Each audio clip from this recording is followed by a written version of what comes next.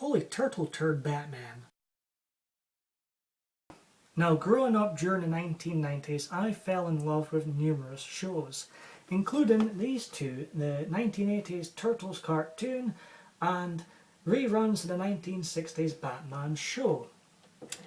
Now, as a kid, I just assumed that there would be great film after great film released year after year with no gaps in between based on these characters from these two awesome shows. How wrong was I? Sequels, I hate, but own. Now, as far as I'm concerned, the only Turtles film that should be acknowledged is this one right here, the 1990s original classic. As a kid, I fucking loved this movie. I thought Shredder just stole the show. I loved the fact that he kicked all the Turtles' asses. And I have recently rewatched this as an adult before a night out, oddly enough, and I was still entertained by it. Now, of course, looking back on it now, you sort of look at particular scenes in a different light, as when I was a youngster, this scene would have just went over my head. Now looking at it, I'm thinking, well, that was a bit uncalled for and harsh.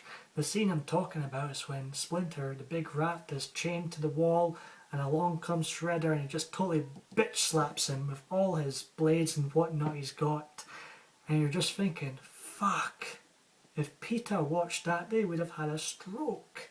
So as far as I'm concerned, the original 90s Turtles film still rocks. Then there's these two. Teenage Mutant Ninja Turtles 2 The Secret of Oz and Teenage Mutant Ninja Turtles 3, which has no title after it. I don't know if that's just laziness or unimaginative mind, I'm just not sure. Now, Turtles 2 is a really bad film compared to the original, but you know what? It does have Vanilla Ice in it, and it does have Kevin Nash in it as Super Shredder, so for those two reasons, I'm going to let Turtles 2 off the hook. But this Turtle Turd right here, Turtles 3 is a complete snorefest from start till finish. I have no idea how anyone without a great deal of alcohol could enjoy this. As a kid, when I was 5 years old, I didn't even enjoy it at the cinema. That's how bad this film is. And its greatest crime of all time is that it put the Turtles on the shelf for like nearly 2 decades and, or actually over 2 decades. I don't acknowledge the CGI film, it's garbage too. So by the time a new live action Turtles film was released, nobody from that era fucking cared anymore.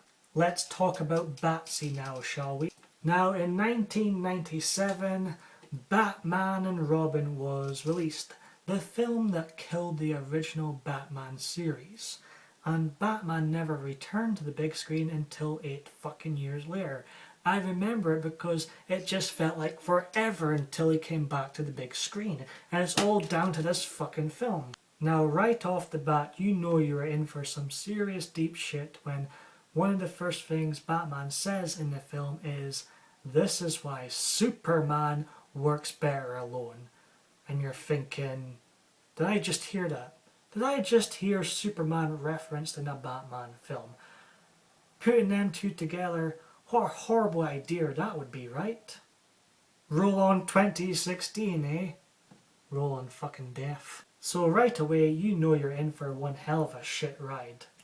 Batman and Robin, it should be renamed Batman Clusterfuck, as there's far too much people in it.